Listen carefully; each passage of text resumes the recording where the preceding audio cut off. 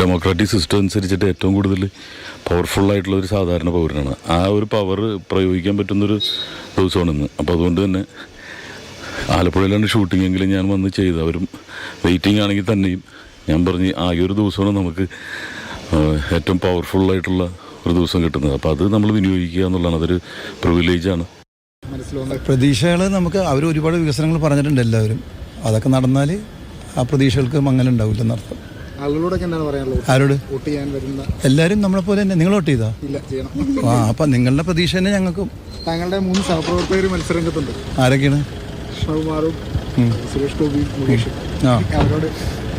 അവരെന്താണ് അവരുടെ ഒരു വിജയ പ്രതീക്ഷയൊക്കെ ഉണ്ടാവില്ലേ? ഉണ്ടാവും എന്നാണ് പ്രതീക്ഷ. ഉണ്ടാവട്ടെ എന്ന് നമ്മൾ ആഗ്രഹിക്കുന്നു. എന്തിനാണ് കൂടുതൽ പ്രാധാന്യം നൽകുന്നത് ഈ ഘട്ടത്തിൽ? നല്ല കാര്യങ്ങൾക്ക് പ്രാധാന്യം കൊടുക്കും.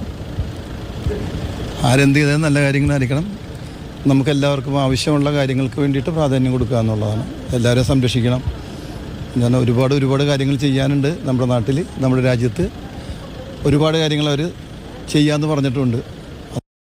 അതങ്ങനെ കൃത്യമായൊരു പൊളിറ്റിക്കൽ അനാലിസിസ് ഇപ്പോൾ നടത്തുന്നത് ശരിയല്ല. എങ്കിലും ഫാസിസത്തിനെതിരെ മാത്രമല്ല, അല്ലാത്ത ചില ഭരണവികാരങ്ങളും ഇതിൽ പ്രകടമാകും.